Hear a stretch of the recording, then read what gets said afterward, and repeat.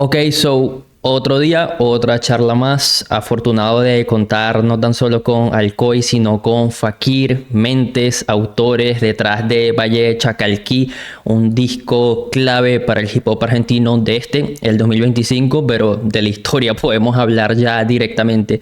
Que yo viéndolo desde afuera, desde la periferia, claramente no siendo Argentina, sí habitando la Argentina, pero no siendo Argentina, lo tomo como un disco también de suma importancia para el saldo del hip hop global del 2025, ahí a la altura de lo que publicó Billy Woods, ahí a la altura de lo más serio que se está haciendo en el hip hop del globo terráqueo. Ya vamos a profundizar en el por qué, vamos a hablar de Salta, vamos a hablar de la disciplina del freestyle, vamos a hablar de sus procesos de producción y composición, pero antes que nada, bueno, ya veníamos hablando, pero bienvenidos ahora sí oficialmente. ¿Cómo están? ¿Cómo va su semana? ¿Cómo va el recibimiento de Guaya Chacalquí? Coño, de base felicidades por el disco, de verdad. Mil gracias, hermano. Mil gracias. Muchas gracias por tus palabras, primero que nada. Para nosotros es un honor que una persona que está en el ámbito de la música este, tenga una comprensión a la altura del propósito de la meta que nos pusimos, ¿no? Ya de entrada no es poco decir. Así que nada, la verdad, muy contento de estar charlando con vos. Y bueno, sí, consideramos que Valle Chacalquí tiene el impacto que buscábamos. Incluso nunca lo proyectamos desde ese lado, ¿no? Simplemente tuvo ese impacto en nosotros a la hora de, mientras lo creábamos. Entonces como que queríamos que la mayor cantidad de gente posible pudiera sentir lo que era ese viaje, ¿no? De Perfecto. lujo. En el disco, en una de las composiciones, tú hablas de que, bueno, el proceso fue arduo, de que tomó mucho tiempo en hacerse, algo así como la terminal de Güemes, ¿no? Sacas esa referencia, pero en otra entrevista reciente que vi hace 5 días, me parece, tú hablabas de eso, de que es muy diferente el proceso de grabación de un disco cuando tú estás pagando una pauta y estás exprimiendo esa hora apurado, y parece que estos procesos fueron más sosegados, más pausados, por cómo te expresas también en otras charlas. Parece un tipo muy respetuoso con el oficio del arte, muy centrado, muy humilde y con los pies en la tierra. Y nada, me interesa saber cuándo parte la semilla de Valle Chacalquí. ¿Qué vino primero? ¿Una instrumental? ¿El concepto base de, ok, vamos a rendirle tributo al folclore de Salta? ¿O qué aterrizó primero? ¿Querés responder esa?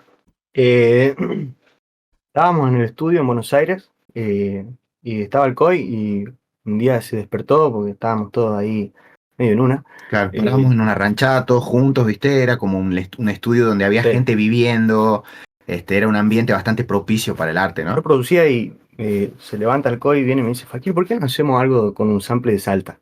Bueno, los dos somos de Salta, ¿no? Y nunca se nos había ocurrido algo así, pero bueno, me la tiró y automáticamente me vino toda la información, data que yo guardé toda mi vida de folclore salteño, digamos. Claro, pequeña acotación, acá Nunca hice. la persona que tenía el catálogo en la mente, ¿no? De todos estos sonidos que fuimos explorando, realmente es Fakir.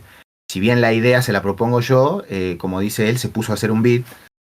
Sí, y bueno, quedó tremendo, o sea, quedó original, se sintió fresco, se sintió incluso representativo hasta cierto punto. Costó llegar a esa vara después, hay que decirlo. Sí, después, claro, porque el primer beat, y esto sale acá en vivo, el primer beat que hicimos para todo el álbum fue el de Seibos y Pumas. Claro. Al principio se llamaba Mini Mercado. Sí. Después evolucionó así. Pumas. Está bien. Seibos y Pumas. Sí.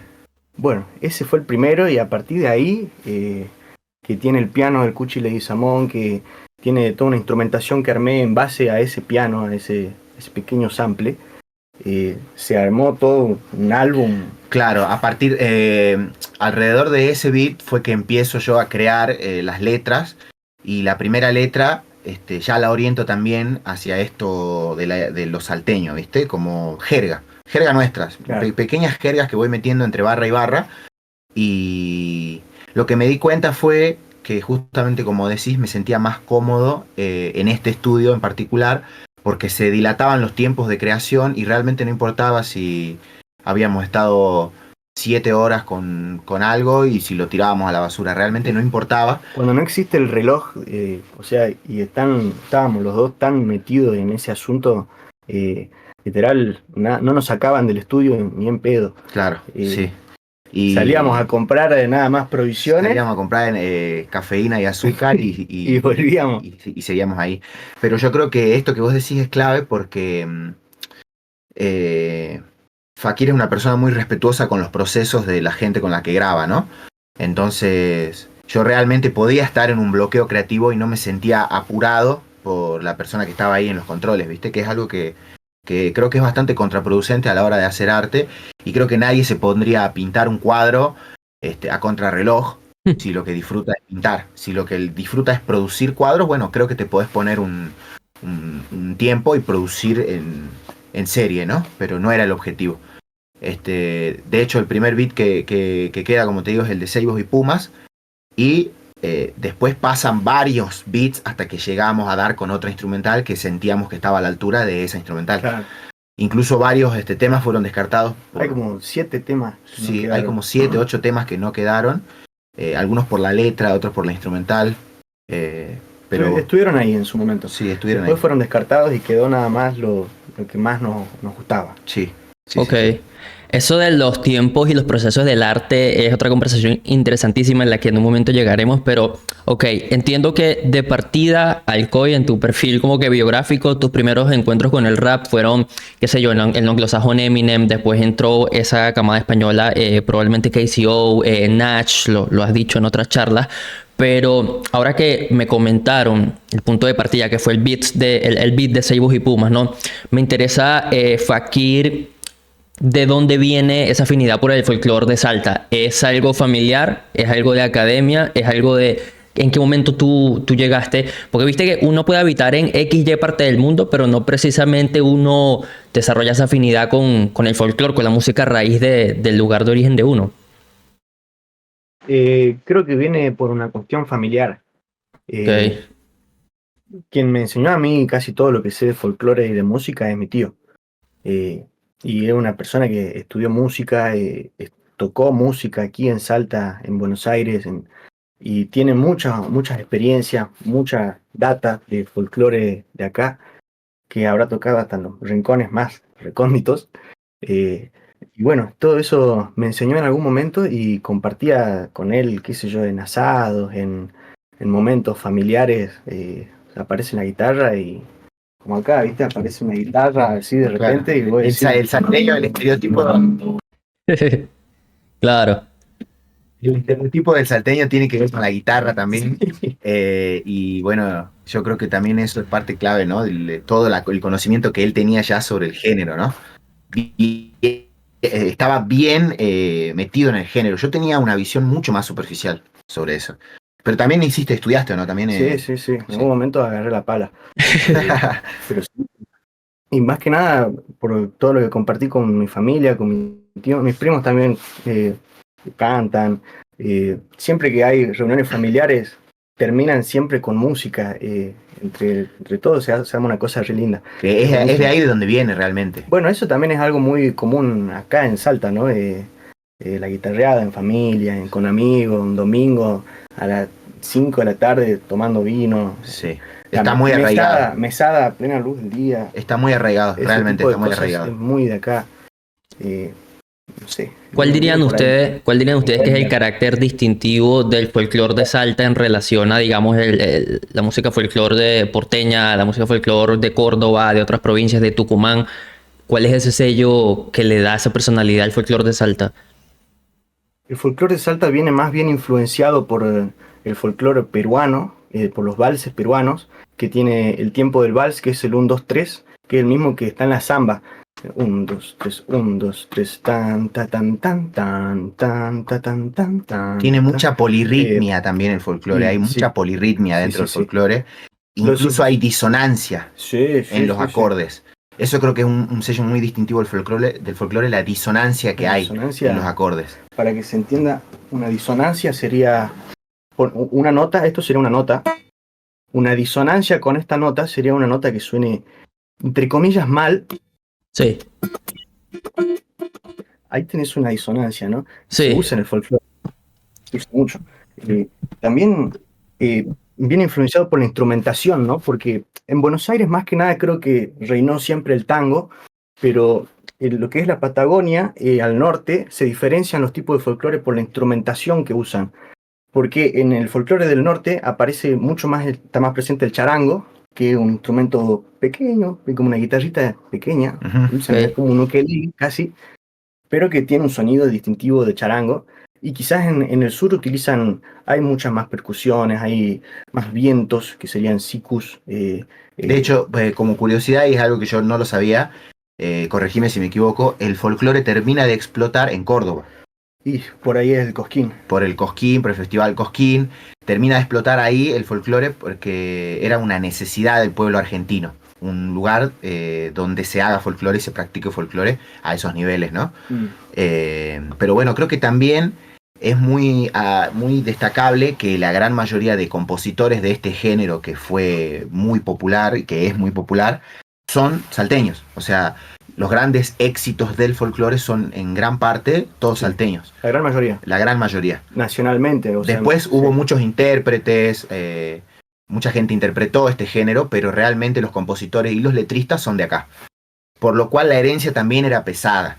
Es decir, era muy difícil hacer algo a este nivel y con la poca o mucha difusión que tengo, que ya tengo un pequeño nicho de gente que consume lo que hago, y que no se sintieran ofendidos los referentes del género, ¿no? Que no sintieran esto como una burla o una parodia. Eso era algo que me tenía a mí muy intranquilo. Sí, y hay como en el folclore, yo noto que hay como two sides, dos lados, Sí. que uno es como el lado popular, si se quiere, vamos a decir, no sé, Chaqueño Palavecino, los Guaira, los Tequis, que son bandas de folclore más orientadas a las fiestas, a las peñas que se organizan acá, y el lado B del folclore, que El es underground. mucho hermano. más solemne, mucho más de cantor que nadie sabe su origen y quizás te cuente una historia terrible. Y viene con una música más bohemia, más... O sea, está el lado popular y el lado más bohemio, si se quiere, del folclore. El lado B. Claro. Nosotros tratamos de hacerle honor a ese lado, al lado más Sí, solitario. sí, creo que fuimos más por ahí. Fuimos más al lado solitario de este género. Sí, sí, sí. Total, sí, y me parece interesantísimo eso que dices que Salta es punto de referencia total en el folclore argentino y con toda esa tradición y con todo ese legado, ¿a qué tú le adjudicas el hecho de que nunca hubo un cruce así desde el mundo del hip hop, esa intención de, bueno, vamos a tributar esto en un disco de larga duración, con propiedad, con ambición, así como tú lo hiciste? Porque me pareció curiosa una anécdota que tú contaste en otra entrevista de que cuando mostraste las primeras maquetas como de este disco, la gente decía, bueno, no suena rapero, no suena tan Griselda, ¿no? Sí. Un comentario en particular que me mató, porque no sé si estaba con vos, pero mostré el beat de Era Dorada, y cuando terminó mi amigo me dijo, mostré 3 canciones. Mi amigo me dijo, no me gustan los beats, no me gustan. La letra está buena, pero no me gustan los beats. Ahora, este eureka que nosotros sentíamos en el estudio cuando un instrumental entraba y decíamos, esta entra al álbum, esta sensación de eureka a mí no me la quitaban con nada. Entonces, más que hubieran venido 10, 100 personas, que dicho sea de paso, a la tercera persona que me dijo esto, no pedí más opiniones. Por más que hubieran sido 10 o 100, yo no hubiera abandonado mi convicción de hacerlo, justamente por lo que vos decís, porque no estaba hecho. Es un arma de doble filo la opinión en ese caso. Claro, sí. Porque no estaba hecho fue que yo dije, no, voy a seguir adelante porque todavía esto no existe. Y si no existe ahora, no sé cuándo va a existir, pero es un buen momento, me sentía preparado y surgió así. Realmente creo que esto que decís no fue tanto el impedimento, sino fue la razón por la que creamos esto. O sea, como que nos juntamos y dijimos, che, de repente esto no existe, ya tendría que existir, ¿no? Ya va siendo hora de que en un lugar como este se samplee folclore. Era inevitable. Iba a pasar tarde o temprano y creemos profundamente que va a seguir pasando o que abrimos una puerta que queda mucho por explorar, ¿no? Realmente quedaron muchos samples afuera, hermano. La puerta que abre más que nada es que quizás hasta este momento, bueno, seguramente ya se hizo antes, pero creo que todos buscaban sonar como al hip hop estadounidense, o buscándose ampliar o de jazz o de esto, de aquello. Y claro, puede poner a pensar en los orígenes de hip hop. cuando ellos hacían sus primeros samples, que sampleaban James Brown, sampleaban cosas de De sus Estados padres Unidos, y sus ¿no? abuelos, ¿no? Sí, claro, hay que tocaban ellos recalcar, ahí. hay que recalcar que el hip hop es un movimiento que nace dentro de comunidades afroamericanas con influencias jamaiquinas y con influencias de las tradiciones orales de África de hace mucho tiempo, pero ellos ampliaban jazz y blues o que eran músicas De ellos. de comunidades afroamericanas, Claro. solo que 100 años antes. Claro. O sea, realmente en la línea histórica nacen en lugares parecidos, ¿no? Pero bueno, llegó hasta acá el hip hop y teníamos que hacer lo propio también de alguna manera, siento yo. Y se va a ir dando más con el tiempo, porque es una corriente que no inventamos, solo nos subimos, No, digamos. claro, no inventamos nada, la verdad. Solo estamos tratando de Eh, ser nosotros dentro de este género, ¿no? Y bueno, nosotros agarramos Salta, que estamos en Salta. Que es nuestra identidad. Entonces, pero claro, yo me flasho ponerle que si fuese cordobés, estaría indagando en samplear algo de Leonor, que es el origen del cuarteto. Tarantera, capaz, que es algo también el más por origen ahí. del cuarteto. No sé, encontrar el hip hop en tu localidad, ¿no? Digamos, en Claro. tu hábitat. Total, que ustedes lo definen muy bien cuando hablan como de esa puerta que se abre con este primer intento, con este disco, porque, a ver, regionalmente, si nos vamos ya a Latinoamérica en general, cuando uno piensa en el hip hop de Colombia, uno piensa en Bogotá y en Medellín como mucho, cuando uno piensa en el venezolano, uno piensa en el caraqueño y en el maracayero como mucho, y lo mismo, ¿no? Como históricamente el hip hop argentino ha estado centralizado en capital, en el sonido porteño. Y en los años recientes hay tentativas interesantísimas de, ok, cómo suena el hip hop de Buenos Aires, como por ejemplo Spinetta es Intenso de Mir Nicolás, que él se propone ampliar toda esta herencia del rock progresivo de los 70s y todo el folclore. Y bueno, también hay intentos de trap de Tucumán, sobre todo desde el argot, de cómo se rapea en Tucumán, bla, bla, bla. Entonces se abre una puerta interesante ahí para Salta y se ponen los ojos porque históricamente, es lo que te digo, si se ve desde afuera no se piensa mucho en el rap de Salta cuando se habla del rap de la Argentina, ¿no? Claro, porque yo creo que también estaría muy interesante, como vos decís, cuando se piensa en rap de Colombia o de Venezuela, se piensa más en las capitales. Fíjate vos qué interesante sería poder explorar más matices musicales de lugares que no sean la capital, ¿no? Sí. De estos países. Te aseguro que hay algún artista, alguna grabación súper Súper increíble. buscando ser sampleada hoy en día. Sí, sí. Claro. Claro, hay mucho que explorar ahí. Y creo que también pasa porque llega un punto en el que hay cosas que ya como que no puedes exprimir más, ¿no? No pueden ser más exprimidas, entonces terminamos abriendo un poco el espectro hacia todo. Yo conozco mucha gente que hace rap en el interior de Argentina y bueno, veía que en muchos lugares crecían y quería que Salta también tenga este lugar. Y también hay mucha gente haciendo rap acá, entonces para mí es muy interesante. Hace poco veía que en Jerga Sudaca hablaban de proyectos de amigos míos, como son los chicos de la Gembu Nation. Okay. Los pibes están haciendo un trabajo increíble y creo que reafirmar la identidad puso un poco los ojos sobre nosotros y está bueno aprovechar esto y explotarlo, ¿no? Claro, total. Ahora, en base a eso que conversábamos sobre los tiempos y los procesos del arte, me interesa mucho el cómo tú haces consciente el proceso de la disciplina del freestyle y el proceso ya de la autoría de un disco tan ambicioso como Valle Chacalquí, ¿no? Porque tú has sido exitoso en la disciplina del freestyle en Argentina, que es una que se describe con adjetivos muy deportivos, ¿no? El freestyle tiene toda esta cuestión de entrenar, de nada, esa disciplina y esa entrega, y me da curiosidad porque el artista tiene como dos polaridades con respecto a los tiempos de la creación. Existe el artista que dice que le embriaga la musa y cuando le llega la idea, sea cuando sea, él descarga toda esa inspiración, y está luego el artista que concibe las ideas desde la pura disciplina de, ok, me paro de 9 a 8, yo grabo, y tienen pasan la literatura. Vargas Llosa lo decía en una entrevista que él cumplía un horario para escribir, contrario a un Sábato o a un Cortázar que cuando le bajaba la inspiración se sentaba a escribir, ¿no? Entonces tú conscientemente... Cortázar, cuéntame. Incluso anotaba sus sueños Cortázar, ¿viste? Claro. Incluso, No, y su literatura tiene mucho de eso de lo surrealista. Ya vamos a hablar de eso, que me interesa mucho, pero ¿tú conscientemente separas los procesos o es el mismo flujo creativo el que usas para la improvisación y para las batallas escritas que el que usas ya para componer un disco? Yo creo que el freestyle fue una disciplina que me enseñó mucho de qué es lo que yo quiero decir, cómo lo quiero decir, en dónde lo quiero decir. Y esta noción me ayudó mucho a la hora de plasmar este álbum, porque creo que es una gran experiencia, ¿no? Haber dicho muchas cosas en muchos lugares, definitivamente, pero considero que son muy diferentes. Crear una obra que va a perdurar en el tiempo tiene casi, te diría, una responsabilidad de tu parte de qué es lo que querés hacer perdurar en el tiempo, ¿no?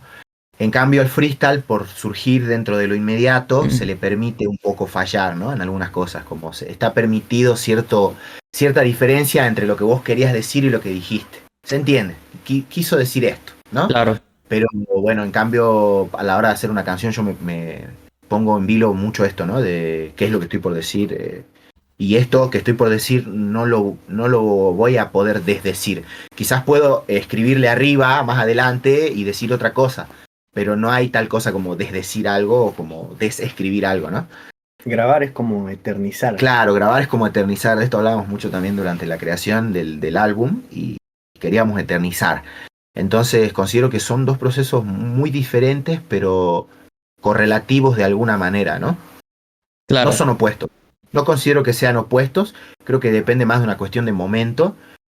Porque la mayoría de las barras que uno escribe por ahí también se las está freestyleando, ¿no? No anotas todas, pero te baja de una manera parecida, ¿no? No te baja una después de la otra, pero como que provienen del mismo lugar. Ahora también le agradezco mucho al freestyle la difusión inicial que me llegó a dar, ¿no? Creo que fue muy clave tener algo de difusión, de que a la gente le guste cómo me subo a un beat. Y a partir de ahí tener un pequeño nicho de público ya fue una gran herramienta para mí. Sí, total. Y es donde tú cultivas tu plataforma, ¿no? Me parece curioso el compaginar la carrera artística y discográfica con la de la improvisación, ¿no? Yo desde hace un buen tiempo estoy un poco alejado del mundo del freestyle, pero tomo como ejemplo la carrera, por ejemplo, de Acapela, pues, que es de mi lado de Venezuela. Él, como en cierto punto, cuelga los guantes, ¿no? Y él dice, oye, quiero enfocarme en mis álbumes porque si llevo las dos cosas al mismo tiempo, siento que el público le va a prestar más atención a la una que a la otra, qué sé yo, y yo aquí me veo como un artista de álbumes, ¿no? Ahora te pregunto yo, de aquí a 5 o 10 años, ¿tú te ves todavía compitiendo, improvisando o a dónde quieres perfilar tu carrera?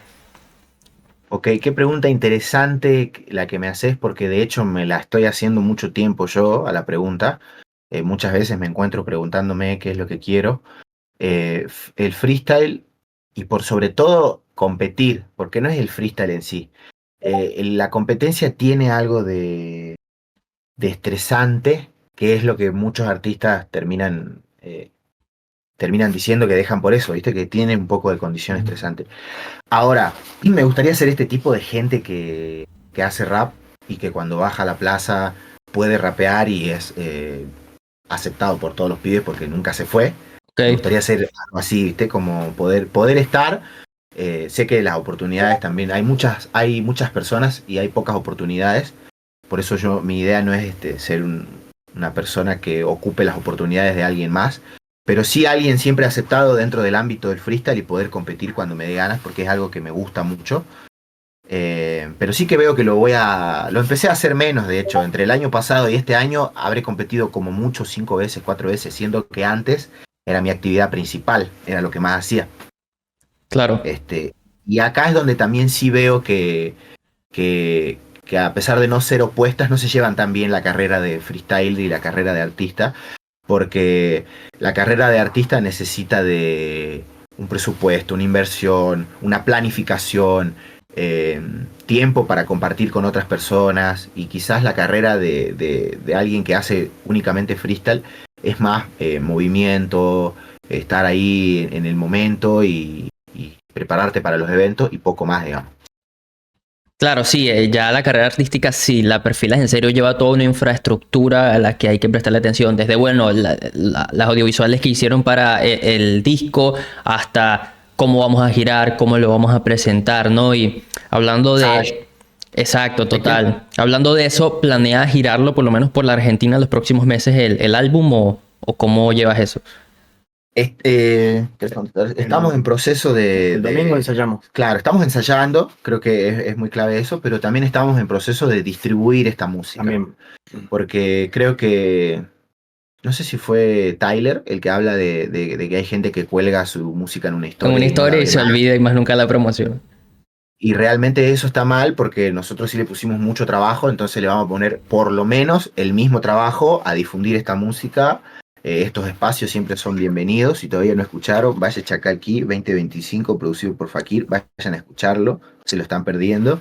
Y nada, creo que también eso es clave para poder dar una gira, ¿no? Nadie se va a enterar si das una gira sin antes difundir la música. Afortunadamente la semana pasada tuvimos el privilegio de poder llevar a esta obra al museo de nuestra provincia. Proyectamos la obra en el Museo Explora de Salta Capital, en el Día Internacional de los Museos, hablamos sobre hip hop. Fue una cosa increíble. Está teniendo este tipo de repercusiones, ¿no? Esta charla en sí ya es una consecuencia directa. Y entonces estamos como en ese proceso, ¿no? Difundiéndolo aún. Total. Pero sí queremos, o sea, es un sí rotundo.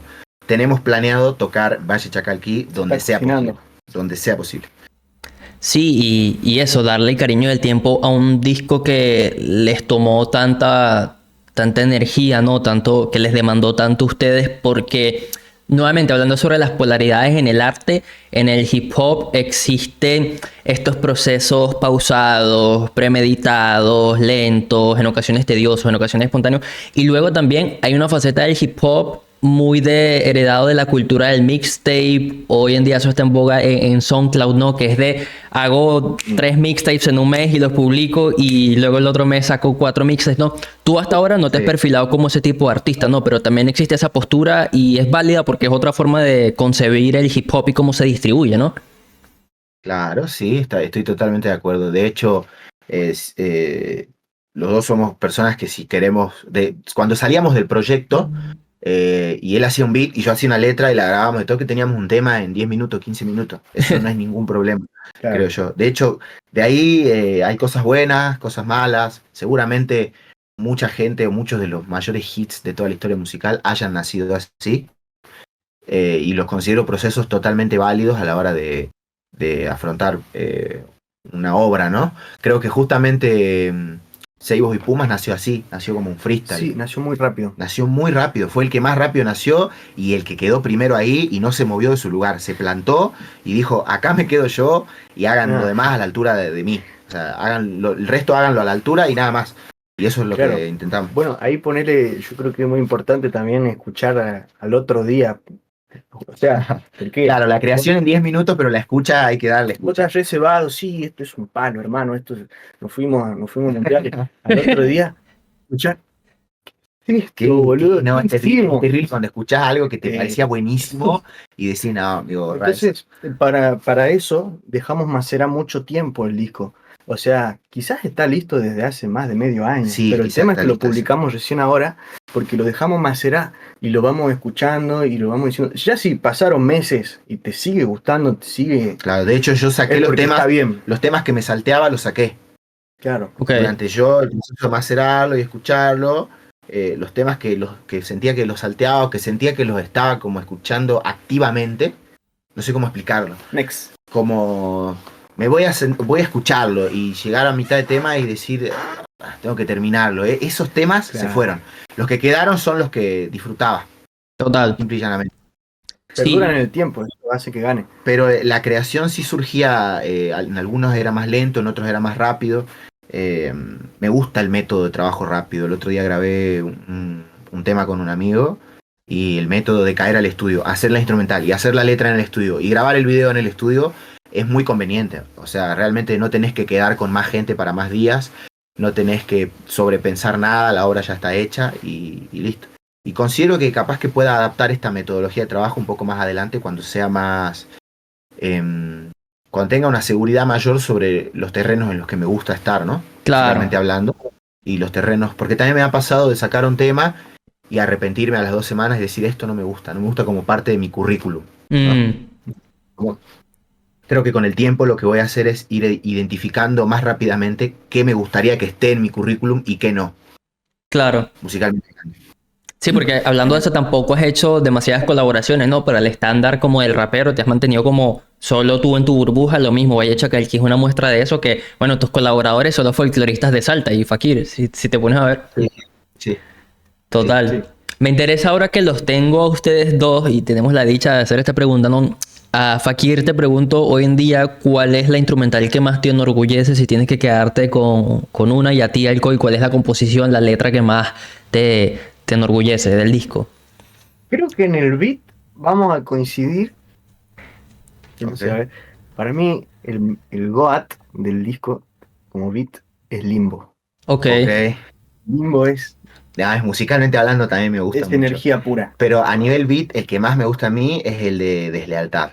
Uf, O sea, bien. esos instrumentos Estuvimos de ahí. viento. Coincidimos en la sección, No, la claro, sección rockera. en la sección rockera del álbum, sí. Sí, Ahí sí, sí. hay mucha energía. El de Limbo me parece una bestialidad. Si algún día Va a estar algún día. lo Va a van a estar- escuchar en vivo, Ok. se van a llevar Sí, sí, sí, sí, sí. Es mucho, es mucho. mucho. Y a Sí. mí, digo, el beat que más me gusta es el de Deslealtad.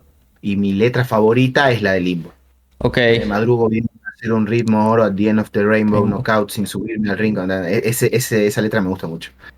Me Sí. gusta mucho cómo entra en los tempos, como que es un rapeo extraño. Me sentí extraño haciéndolo. Y eso me gustaba estar en un lugar desconocido para mí. Sí, está heavy, este tema está heavy y yo creo que en parte la disciplina del freestyle te ha ayudado a eso porque en cuanto a darle forma y fondo a la composición, ¿no? Porque muchas veces hay raperos que han sido muy virtuosos en el fondo, pero quizás toscos en la forma, ¿no? Luego hay raperos que le meten mucha multisilábica, mucho truco, mucho malabar, pero a fin de cuentas no están diciendo nada, ¿no? Pero acá se unen los dos mundos y eso es interesantísimo. Sí, creo que el freestyle fue muy clave en eso, porque quizás mucha gente no lo dice, ¿no? Pero en el freestyle están lo que querés decir y lo que decís para llegar a lo que querés decir, ¿no? Y esta segunda suele ser un poco más vacía, ¿no? Claro. A menos que tengas la gran fortuna, que sucede, de que lo que usás para decir lo que querés decir, también lo querés decir profundamente, y eso son los mejores freestyle, Ahí ¿no? haces match. Donde cada línea se va construyendo en el momento, pero cada línea sale desde un lugar muy, muy puro, ¿no? No hay filtro entre lo que estás sintiendo y lo que estás diciendo. Pero bueno, en escribirlo también este factor de la repetición por ahí hace que te deje de gustar algo que escribiste. Entonces yo ahí en la repetición encontraba que lo que no me cansaba de escuchar o no me cansaba de decir, porque era el ensayo, ¿no? También decirlo, era lo correcto. Sí, el freestyle tiene mucho que ver ahí. Una gran disciplina, la verdad que estoy muy, muy enamorado de esa disciplina. Me trajo literalmente hasta el día de hoy y a esta conversación, ¿no? Total. Incluso había muchos tracks que estábamos grabando las voces y ya teníamos la letra y todo, pero de repente nos deteníamos a corregir la palabrita. Sí. Me acuerdo ponerle de dictamen sucio, era de... Sí. De Limbo era. Le estuvimos buscando la palabra justa, porque juicio, en el freestyle prejuicio, no, dictamen, pumba. estaba muy pensado desde este lado de lo que quería decir, entonces a veces te olvidas un poco de que el flow y esta fluidez tiene que estar presente. En cambio, en el freestyle, ponerle el hacía un beat, yo escribía una letra, la grababa y después la freestyleaba y el freestyleo le quedaba mejor al beat. No sé cómo explicarlo. Lo que freestyleaba sonaba mejor, se amalgamaba más a la pista, entonces trataba de llevar lo que escribí a esta métrica en la que freestyleaba, ¿no? Total. Llevaba lo que adaptaba lo que había escrito a esta cadencia rítmica que se amalgamaba mejor en la instrumental. Ok, entiendo. Ahora, una referencia que tiramos hace unos minutos, ¿no? Hablabas de Cortázar y eso, y me interesa mucho el perfil artístico y la fuente de origen de la inspiración de cada quien, ¿no? Está el rapero que te dice que toma mucha inspiración de lo cinematográfico, de los filmes. Está el que toma inspiración del rap y es un friki, un backpack del rap, ¿no? ¿Tú de dónde históricamente has tomado más inspiración? Ya hablando de tu obra discográfica, ¿no? Ya saliéndonos de la disciplina del freestyle, porque entendemos que te influencia mucho el freestyle, pero ¿de qué otras disciplinas artísticas tú has bebido inspiración? Yo creo que el viaje es la mayor fuente de inspiración que yo tuve en mi vida. Viajar, moverme, realmente en todo el mundo el bioma cambia el ambiente cambia cada 100 kilómetros. O sea, vos te movés 100 kilómetros y el lugar es distinto, la gente tiene palabras nuevas, habla otras cosas. Hablar con alguien grande o alguien anciano de otra ciudad, de otro pueblo, de otro país, hablar con alguien, como que el conocimiento siento que está ahí afuera, ¿no? Sí. Y siempre fue una gran inspiración para mí todo lo que aprendí en los viajes. O sea, hay cosas que yo sé porque me las contaron los lugareños, ¿no? Yo sé cómo se trabaja eh, la caña de azúcar, ponele, porque me lo contaron los lugareños. Yo sé que en Tucumán hay mucho limón porque me lo contaron los lugareños. Yo sé que, o porque estuve ahí también, ¿no? Y eso también te hace absorber muchas culturas, muchas palabras. Mi jerga viene totalmente, es una composición muy extraña de cómo hablan mis amigos de Buenos Aires, cómo hablan mis amigos tucumanos, cómo habla mi abuelo de acá del Salta. Es todo, creo que somos lo que vemos, lo que vivimos. Y yo creo que el viaje es la mayor inspiración que tengo yo, realmente. Moverme, estar en movimiento.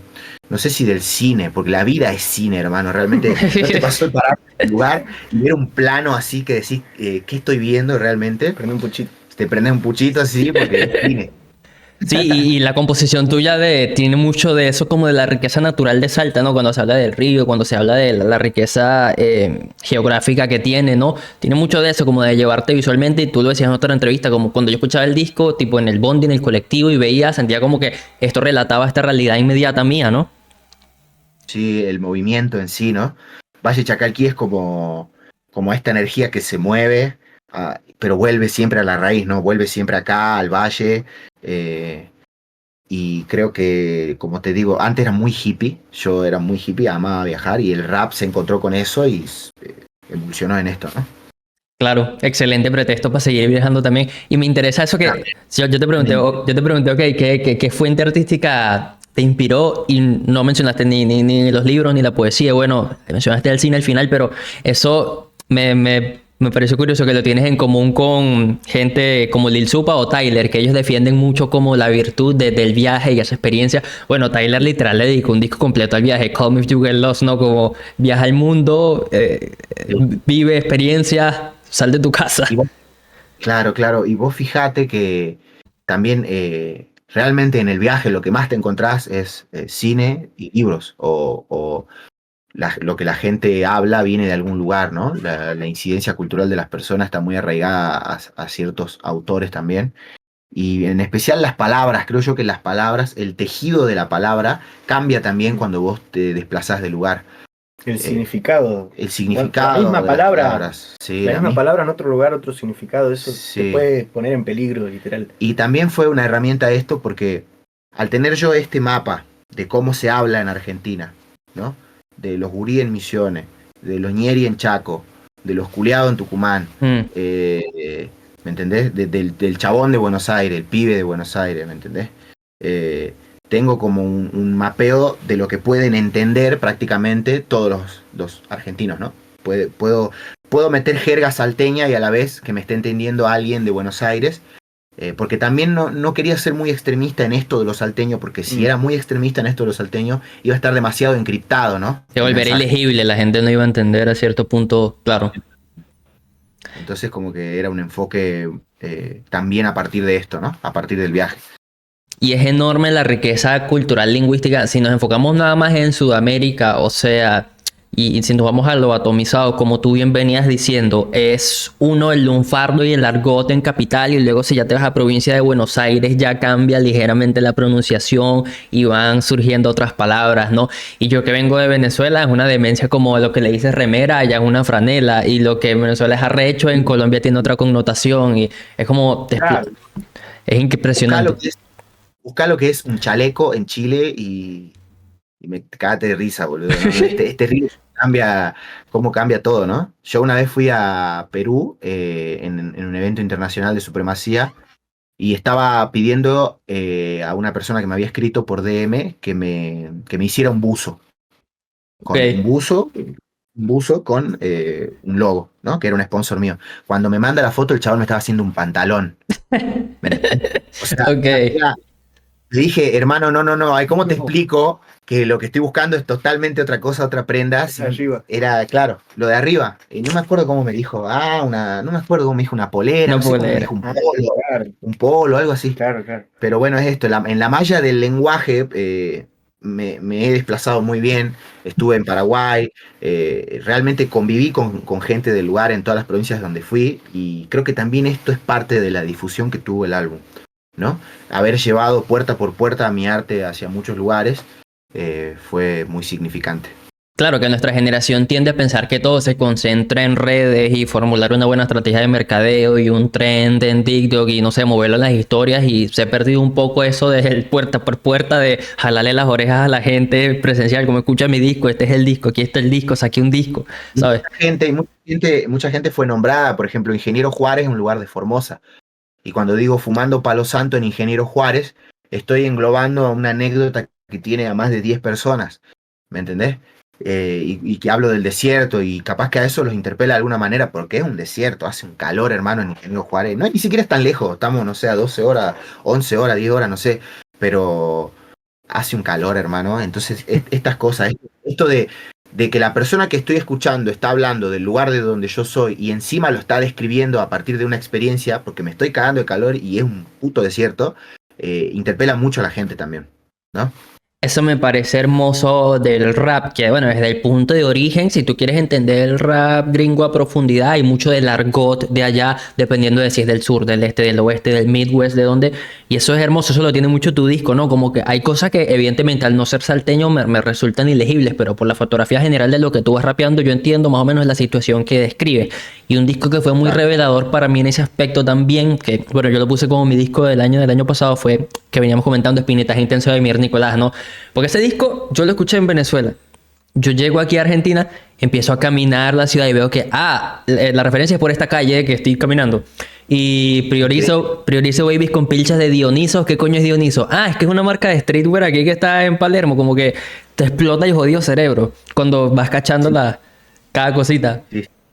Y creo que esta dificultad en cómo uno encripta el mensaje también es un placer de escuchar para la persona que entiende la referencia. Capta la referencia. Es un placer entender una referencia. Por ahí incluso una injusticia entender una referencia y saber que la mayoría de personas no la van a entender también es muy loco, una sensación muy loca. Sí.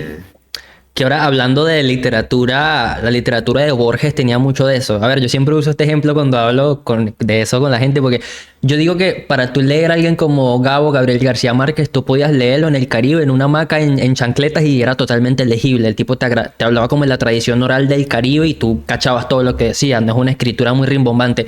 Ahora, Borges, que era un friki de las enciclopedias y un cerebro de la literatura, él te metía toda esta referencia y todo este palabreo y se iba con referencias al siglo número 5 y al siglo 10 y vaina. Y tenías Hombres y engranajes, ¿es de Borges? No, Hombres y engranajes es de Sábato. Es un... Sábato. Sí. Ok, tenés razón. Bueno, me gusta mucho a mí esto, lo referencial de la persona que tiene datos.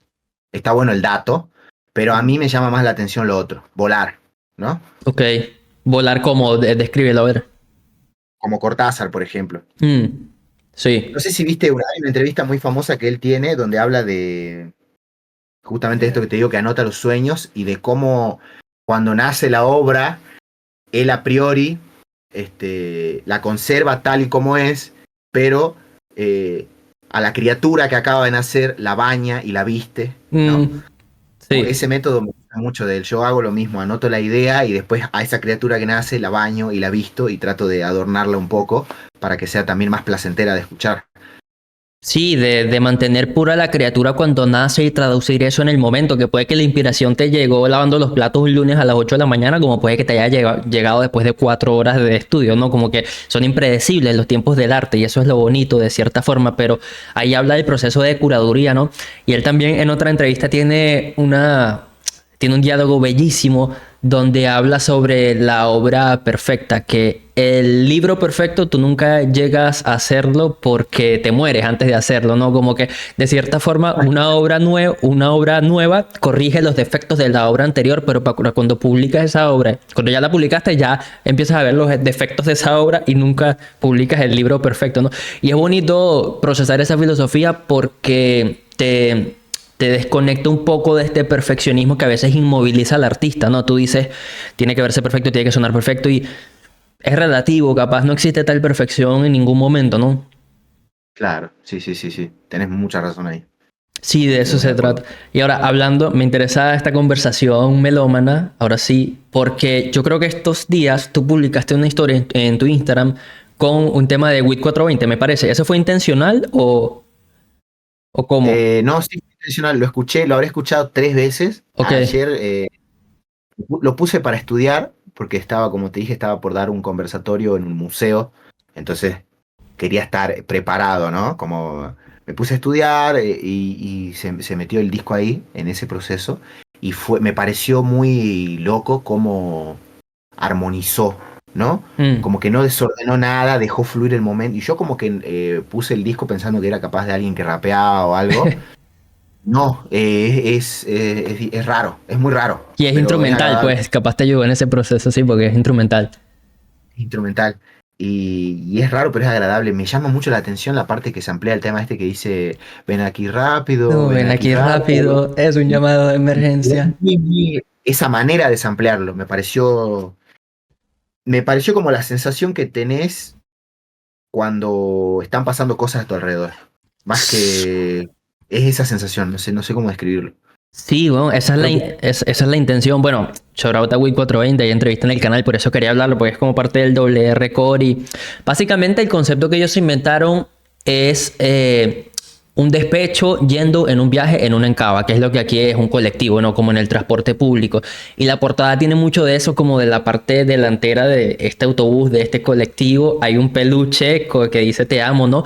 Y parte del fundamento como narrativo del disco, por más que no tenga letras, es el desamor, es el despecho, es la desilusión, la disociación por migrar y estar fuera de Venezuela y no saber quién eres fuera, ¿no? Entonces, tiene mucho ese peso.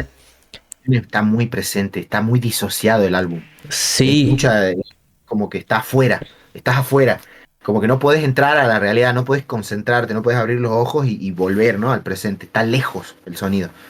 sí lo Creo que pilla. aquí no Lo escucha. había escuchado. Sí. Lo pillaste Como- totalmente y me parece impresionante eso porque, ajá, lo escuchaste una vez y entendiste en gran parte lo que intentaron lograr, ¿no? Porque sí, el autobús de por sí tiene esta particularidad mental en el que tú estás presente, es un proceso mecánico inconsciente, estoy sentado acá, pero mi mente está en otro lado. Tú en ese proceso en el autobús estás pensando en la mujer, en el trabajo, en el examen, pero físicamente estás moviéndote en el vehículo. Ok, creo que un autobús debe ser uno de los lugares donde más disocia la gente, Sí, total. junto con el baño y las clases de matemática. No debe haber lugar así es más. En el Bondi se disocia un montón. De hecho, ahí testeaba yo también el álbum. Valle Chacalquillo, me subía al colectivo, me ponía los Auri y me viajaba. Y me viajaba. Entonces, funciona. El colectivo es un gran lugar para testear los temas, creo yo. Sí, te El avión vas. también. Cuando estás en el colectivo te vas, la mente se va a otro lado. Es rarísimo lo que pasa ahí, ¿no? Sí, qué loco. Ahora, eso por el capítulo Win 420, pero me interesa ya tu faceta como oyente y también si Fakir tiene algo que aportar, ¿no? Como que han estado siguiendo de hip hop argentino, digamos, en los últimos meses. Yo, por lo particular, me ceba mucho lo que hace Mir Nicolás. Así que lo estoy siguiendo. Recién estábamos escuchando algo de G5 y Malandro. Ok, Malandro también, sigo mucho. Piola. Lo del Malandro está bueno. Hay un pibe de acá de Salta que se llama Sushi que hace buenos temas. Ok, el sushi. El Sushi, sí. Estuve Eh, escuchando el tema del Sushi. sí, creo que después también el 01 está sonando mucho. sí. H de Perra está sonando mucho. Yo soy un fiel consumidor de este rap bien griseldoso. Por eso también era muy raro para mí poner sobre la mesa esto, ¿no? Porque a mí también me hubiera gustado. De hecho, claro, hubo un intento de enfocar estas notas de piano oscuras hacia un Griselda. Sí, sí. ¿no? Hay un beat que tiene mucho de ese teclado tétrico, grimy, como sí. Intentamos... Encontrar un punto de conexión entre Cuchi Leguizamón y Griselda. claro, o sea, algo tenía que haber en común. Y sí encontramos, ya hicimos, pero sonaba un poco forzado. Ok. No sonaba, Hay uno que quedó afuera, sí, es verdad. no Ese sonaba lo quedó. tan natural. Entonces, como yo soy un consumidor, como te digo, de HDP, de 01, que meten así ritmos bien pesados, bien oscuros, me costaba un poco sacar este lado más de Mm. sensible, ¿no? De los pianitos, los cantos, como Sí, es es que sí, difícil. yo creo que yo digo eso en la reseña, ¿no? Como que el perfil estético musical del disco es muy distinto, es como el opuesto del grimy rap, o sea, un tema como Río Toro Jazz es como pulcritud, luz, delicadeza, mientras que el grimy es pura mugre y barro y sangre y suciedad, ¿sabes? Sí. Aunque Estaba pensando, hay dos artistas que me gustaría nombrar. Acru me gusta, Ok, Ok. que hace el Acru. Y Fucking uno que Rich. se llama Shinobi Zambrano. Ok, Shinobi también Zambrano está muy bueno. también es muy Muy bueno. bueno. Shinobi Zambrano. Está bueno. Me ceba mucho lo que hace Shinobi Zambrano. Esos dos. Sí. Ok, Ahora sí, interesante que entre las primeras personas que mencionó el COI fue Nico, claro, total bestia del rap de acá. Y yo entiendo que en un clip que vi de una liga de bazooka, él estaba como de audiencia, ¿no? Me parece, en una de las batallas. En una de mis batallas estuvo de esquina. Ok, esquina, Bien. ¿qué significa estar de esquina? Estar de esquina es como, está en tu esquina. claro, vos vas a rapear y hay gente atrás que respalda, que te respalda o que respalda lo que vos estás diciendo, ¿no? Ah, Como ok, como de tu es tu corillo, como, esquina. como un boxeo, pues, como gente de tu team. Claro, o sea, de hecho el concepto viene de que están ahí por si Es una pinta, ganga. por si pinta cagarse trompado, por si pinta cualquiera, está tu esquina, digamos, y el otro también tiene su esquina, ¿no? Ok, Desconozco a ciencia cierta de dónde viene esto de la esquina, pero lo que tengo entendido es que es Roma, eso, digamos. seguro. Claro, sí, es por pase bardo nomás. Y bueno, y también qué pasa que hay mucho de esto de quién te avala o quién no. Realmente en ese momento teníamos contacto con Nico y a él le pintó estar. Se ve que algo de lo que digo le representa y después fuimos hablando un toque más. Ahora lo traemos para que haga un show en Salta. Está por hacer un show en Salta. Entonces, nada, simplemente eso, estaba ahí en mi esquina junto con Santiki, que es sí, el también. negro que me representa un montón, junto con Kobe, que también es un gran amigo mío, y junto con Maxi Carafa, que fue literalmente la primera persona que me dijo, vení, te voy a dar una mano para que puedas crecer, ¿no? Que es mi manager, pero también es un gran amigo, ¿no? Total, sí. Ahora, sobre el desarrollo de la industria del freestyle acá en Argentina, me interesa. Primero, la pregunta de a partir de qué punto tú empiezas como espectadora a ver lo que está pasando con el freestyle acá y a partir de qué punto tú señalas que empezó un desarrollo de una industria formal de freestyle acá, ¿no? Porque mis primeras nociones de freestyle acá llegaron con Quinto Escalón, esa época, podría ser 2014, 15, 16, 17, pero realmente mis primeros encuentros con el freestyle fueron de la Red Bull, aquellas batallas de Ardilla y Requesón en Venezuela, Enciclopedia, toda esa gente, y luego como que desconecté el cable y le perdí la pista, pero me interesa tu relación con el freestyle en ese aspecto. Ok, creo que lo primero que escuché era el preparado No Gracias, o la Red Bull que gana Arcano. Ah, ok. Y más o menos en la misma época ubicamos el freestyle, piezas, enciclopedia, Sí. este, esta camada. No tenía tanto ubicado al freestyle argentino, salvo por el Jalabaluza. El Jalabaluza fue, creo que la primera competencia que me gustó mucho, ¿no?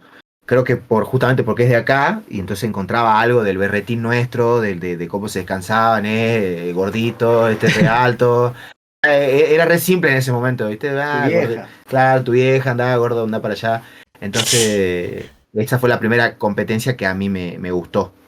Después, obvio, fue muy loco para mí, por ejemplo, que esta gente que yo veía como de toque me llamara para Bazooka, ¿no?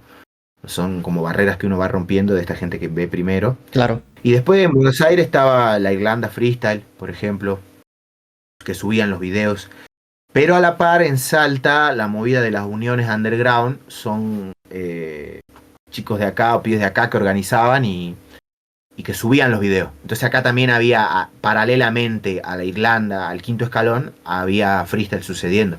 Lo que pasa es que, bueno, en el quinto escalón fue un fenómeno irrepetible eh, y a partir de ahí explota. Y yo creo que más o menos en esa época empecé a viajar también Ok. para competir con el freestyle, ¿no? Eh, capaz que un poco antes, pero más o menos por ahí coinciden las fechas. El tema es que acá no llegó a explotar así. De hecho, venían varios de estos personajes del Quinto, de estos raperos del Quinto, freestylers, hacían como giras por el país porque había muchas competencias que los traían o los llevaban. Ahí es clave el papel de Formosa, porque yo tengo un amigo en Formosa que era organizador y él siempre estaba trayendo gente, ¿no? Freestylers. Él lo llevó a Duki, a Paulo Londra, a Tiago PZK, a Formosa, que es literal el interior del interior del interior, o sea, no hay nada. Ok, Y llevó a todas estas personas y tuvo la oportunidad de conocer a esta gente y como ver más o menos, aunque sea de afuera, cómo venía creciendo la cosa en Argentina, ¿no? Porque fue muy loco que viniera alguien a una provincia del interior y de repente era una celebridad, era algo que estaba cambiando. En definitiva, había un cambio, ¿no? Ya no claro. era estamos todos acá, sino que había un mercado, había una industria. Este, y bueno, a partir de ahí es que me empiezo a mover, ¿no? Dentro del freestyle. Total. Interesante saber cómo esa línea temporal y tu postura, ¿no? Y me dio curiosidad que alguien dejó aquí en los comentarios una pregunta interesante que, bueno, te la voy a hacer. Saiko dijo, el personaje de la portada de su álbum es un personaje creado como si fuera un mito del mismo álbum. ¿O en qué te inspiraste para crear la portada? Ok. Todo el arte de tapa, todo el arte gráfico, los colores, los objetos, los símbolos, todo estuvo a cargo de Bucario. Bucario, que es Paulo de Santa Fe, es el que organizaba Invasión Rapper en Santa Fe, o sea que es un gran activista de la cultura hip hop, es un amante de la cultura hip hop. El loco ama el hip hop con toda su alma y con toda su vida. Lo encontré en una jam nocturna en Buenos Aires. Es un tipazo. Hace 3 años, 4 años, lo encontré en una jam nocturna en Buenos Aires. Teníamos un amigo en común que era Blaster, que Blaster hacía Sin Escritura en Córdoba. O sea que ya estamos hablando de una conecta hip hop con dos personas claves para el desarrollo del hip hop en su ciudad. Estaba con Blaster, que organiza Sin Escritura, lo encuentro a Paulo, que organizaba Invasión Rapper, y hacemos la conecta hip hop. Y él es director creativo. El gaucho de la portada es un ser anónimo, puede ser vos, puede ser yo, puede ser él. La luz de la portada es este ki del que se habla, ¿no? Esta energía, el flare es la energía esta.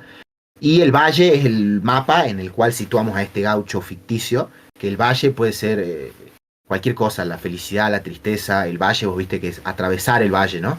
Salta particularmente es un valle, eh, es parte de los valles calchaquíes, que esto es lo que me da el juego de palabra, ¿no? Y chacal es como el chacal, el chacal es el gaucho. Entonces, como que da este juego perfecto. Paulo es el encargado de leer esto, de leer el título del álbum, de escuchar los ritmos y de esa lectura hacer nacer la portada, ¿no?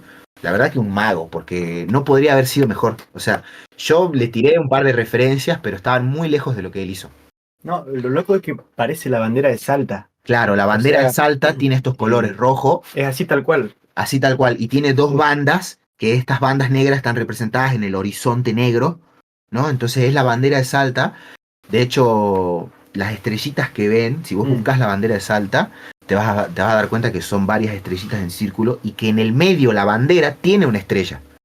O sea, la bandera de Salta tiene una estrella. Entonces él reversiona esta estrella de la bandera, reversiona la bandera en un atardecer, en un horizonte, en una línea una cadena montañosa, y reversiona el chacal en este ser que está arriba de su caballo, y es perfecto. Termina por dar. ¿Se ve? A ver, esa es la bandera de Sí, Salta. sí se ve. Sí es. Entonces, Es muy similar. Calcada. entonces él es el que se encarga. ¿Por qué? ¿Cómo llega él a esto? Que capaz que esto contesta un poco más la pregunta ahí de, no sé cómo se llama, Martín. Santi, algo así, la verdad, perdí el che, pero explica así.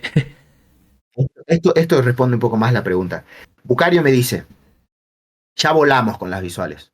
O sea, ya fuimos a todos lados. Árboles, jacarandás, gatos, bicicletas, sombras, luz, sol. Ya volamos. Fuimos 100% abstractos con todas las visuales de todos los temas.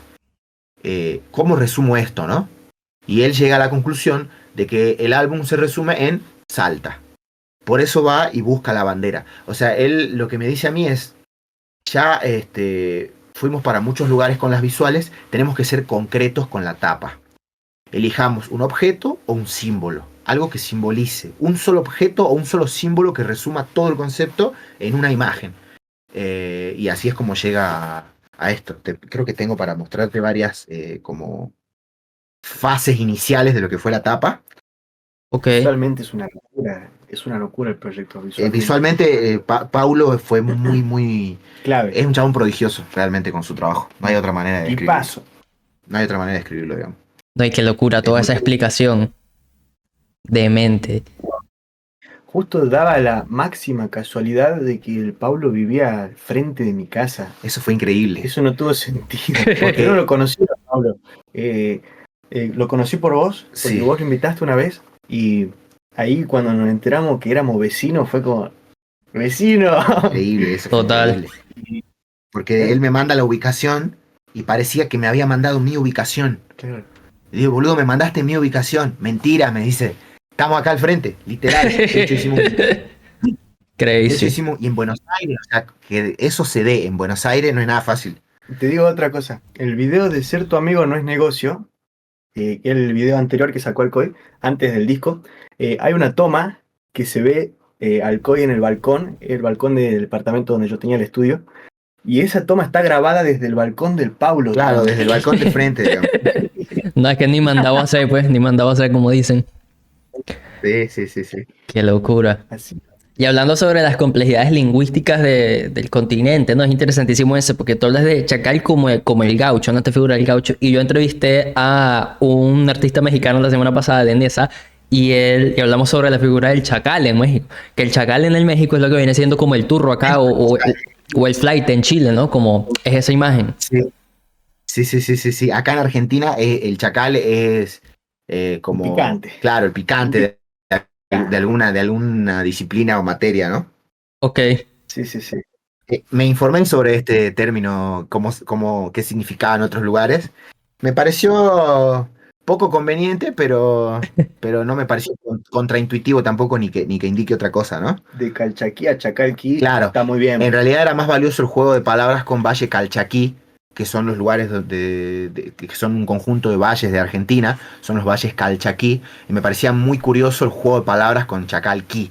O sea, realmente era muy... De hecho, originalmente fue el nombre de uno de los temas y terminó siendo el nombre del álbum. Está el tema Valle Chacalquí igual. Sí, está. No está subido. Claro, no entró. Y bueno, este es la foto de perfil que tengo yo en Instagram. Uy, no me lo carga. Ya cuando cargue lo muestro. y bueno, el ki, que es un término que está muy presente en la cultura popular, ¿no? A ver. Ahora que está con el brillo. Pero Sí. acá no está con flair, digamos. A ver. Capaz si la puedes poner más grande para que lo agarre, no sé. Pero ahí no se ve muy bien. Y hablando, Dale, tranqui. y hablando sobre los múltiples significados, ¿no? Eso es algo muy rapero, el double entendre, toda esa escuela de Mef Doom, bueno, todos los grandes raperos lo tienen. Pero también un disco clave del hip hop de nuestra lengua en los últimos años es Yeyo de Lil Supa, que el Yeyo tiene como 10 significados distintos, depende desde dónde se le vea. Ok, ahí sí se ve el gaucho, ¿no? Ahí no está el flair, digamos. Qué loco que el flair aparece igual, boludo. Manifiesta igual. Como que No se deja mostrar sin el flair. la vida se está resistiendo a que muestre la foto. Quiero reventar, boludo. Tan dura es la portada que en la vida real se ve el flair. Sí. Qué cambiado. Bueno, muchachos, la verdad ha sido un placer. Ya estamos llegando como a la recta final de esta conversa. La verdad, gracias por la apertura con sus ideas. Gracias de base por hacer un proyecto como este que la verdad es clave para el legado histórico del rap de Argentina. Y nada, como siempre digo, queda abierta la puerta para una segunda charla en un futuro cercano. Y no sé si hay unas palabras que quieran decirle a la gente que nos está viendo ahora en Twitch y luego en YouTube. Nada, escuchen la música de donde sea que sean. Escuchen, vayan al fondo, no sé, al mausoleo, al lugar más recóndito donde encuentren música de su lugar. Ahí donde esté enterrado el patrimonio musical. Sí. Desentierren eso, hermano. Argentina necesita eso. Sí. No, en Argentina te aseguro que en Salta encontramos joyas, hurgando, viendo más allá de lo que yo conocía ya de folclore, también descubrimos un montón de cosas. y llegamos a ver documentales enteros, llegamos a ver un montón de cosas. Hay mucho registro perdido. Y hay mucho lost media. Exactamente. Pero también hay cosas que están subidas en la peor de las calidades, pero déjalo así. Sí, Suena antiguo por algo. Que tenga el crujidito ese de la grabación antigua, así, todo eso, dejáselo, porque es eso. Ya está. Nada, a mí me gustaría primero agradecer, ¿no? El hecho de que haya alguien escuchándonos, ya sea que capaz que lo están viendo en YouTube después y están haciendo otra cosa, como suele pasar con este tipo de contenidos, ¿no? Ya el hecho de estar haciendo análisis de lo que yo puedo llegar a decir de la obra, para mí es un lujo. Soñaba con que llegue este día en el que podamos desmenuzar todo lo que hicimos, así que nada, me gustaría mandarle un saludo muy grande a toda mi gente que está escuchando esto, sea del lugar que sean. Sé que muy probablemente nos vimos en persona y ojalá que nos veamos pronto. Y bueno, también a toda la audiencia que tenés, que te sigue, que te acompaña también, agradecerte por el lugar, por el espacio. Y nada, esperamos haber ayudado de alguna manera a que el rap en Salta y en Argentina crezca para algún lado, ¿no? Porque crece todos los días para todos lados. Y nada, esperamos que nuestro aporte sea significativo para la gente, ¿no? Period. Bueno, eso, que vayan a escuchar al Cuchi Leguizamón, vayan a escuchar a Daniel Toro, vayan a escuchar a Mariana Cayón, vayan a escuchar Los Ceibales. Eso es por lo menos lo que encontramos en Salta para poder usar en el rap, que coincida ahí el lenguaje, el mensaje, digamos. Uh-huh. Entonces, como nosotros encontramos eso, estoy seguro que cada uno en su provincia, en su lugar, en su localidad puede encontrar algo con que conectar ahí su mensaje. Y pues sí, la música ya está y hecha. La música ya está hecha, claro, cuando hablábamos de eso. Nos cagamos de risa porque cuando decís la música ya está hecha y vamos al sample, es realmente que la música ya está hecha, pero... Es que si vas a samplear, que el sample más que cumplir un lugar dentro del beat, bueno, esto suena bien, vamos ahí, no, que tenga un mensaje, un contenido, ¿por qué está este sample acá? Por esto, pumba. Entonces ahí ya tiene un porqué que es mucho más profundo que bueno, suena bien. Y da lugar a una relectura, porque si no es lo mismo. El hecho de saber cómo ubicar un sample o cómo tratar un sample también abre lugar a una relectura y a ver ese sonido que capaz es viejo desde otro lugar y no desde el mismo lugar en el que ya estaba, ¿no? Porque para eso vas y pones el tema. Total. No solo la música. También en el disco aparece Lucrecia Martel, que es una directora salteña. Aparece el Negro Izaguirre, que es el cantante de Los Nocheros, una banda famosa de acá. Sí. Aparece Dino Saluzzi, o sea, hay personajes que son todos estrictamente de Salta, pero que están ahí por algo. Porque tienen historia. Y lo que dicen, está bien, más allá, te guste o no te guste lo que digan, está ahí por eso. Sí. Porque está bancando este fuerte, este barco. Sostiene esta idea colectiva de identidad, ¿no? Sí, y lo que ustedes dicen es clave, como el sampleo es un diálogo con el pasado y esa reinterpretación es interesantísima, ¿no? Hay casos de casos, ¿no? Yo pienso, hay una anécdota de Through the Wire de Kanye que él dice como que a la persona que sampleó no le gustaba nada como picharon el tema y como que se quejó, ¿no? Pero es importante esa relectura y lo que ustedes dicen, el tema de las raíces, no por casualidad, un tema como... un disco como Amor de Cada de WIT 420 está siendo tan celebrado o algo como el último disco de Bad Bunny, incluso si nos vamos a lo más mainstream, ¿no? Que tiene esa intencionalidad de ir a la raíz, que la raíz, si tú hablas en términos caribeños, es el reggaetón también, porque el reggaetón también es folclore del Caribe, pero lo es la bomba, la plena y el son jíbaro y la salsa y bla bla bla, y por lo menos en intencionalidad es algo de admirar, ¿no? Que con esa plataforma se hagan esas cosas. Claro, también pareciera que la globalización borró los límites entre una cultura y la otra, ¿viste? Sí. Y en realidad no es así, digamos. O sea, si bien hoy en día somos consumidores de muchas cosas mainstream, es imposible taparte los ojos y no ver tu barrio o tu gente. Claro. La cultura sigue ahí. Y bueno, yo también estudiando la cultura me transformé mucho como persona, ¿no? Total. Insto a los demás estudiar su cultura porque te transforma mucho como persona, ¿no? Te hace comprender el mundo desde el lugar en el que históricamente fueron tus antepasados, ¿no? Tu gente. Y que los samples y la música comuniquen eso mismo también. Lograr que la música hable por sí sola no es fácil. y que apoye a un mensaje, a una letra que ya tenemos armada y todo, buscarle el sample no tiene que ser cualquiera, tiene que ser uno que sepas que es eso. Que Y bueno, tiene que acompañar. agradecerte por el espacio, también a Fakir por el tiempo, nos tomamos el tiempo de organizarnos, de abrir la agenda los tres, ¿no? Y bueno, considero que Fakir es una persona muy importante para el desarrollo de lo que va a pasar en la música, porque lleva muchos años esperando para dar el golpe. Nosotros simplemente estamos instrumentalizando acá que eso pueda darse por algún lugar, pero realmente es una persona que respeta mucho la música y que por eso fue un honor haber trabajado el álbum con él. Y nada, saludo ahí a toda mi gente, a toda la gente que esté escuchando esto. Y nada más. Nuevamente, gracias a ustedes por estar. Gracias a la gente que nos está viendo por ver eso. Les mandamos un abrazo. Acá nos despedimos de ustedes. Chaito, cuídense.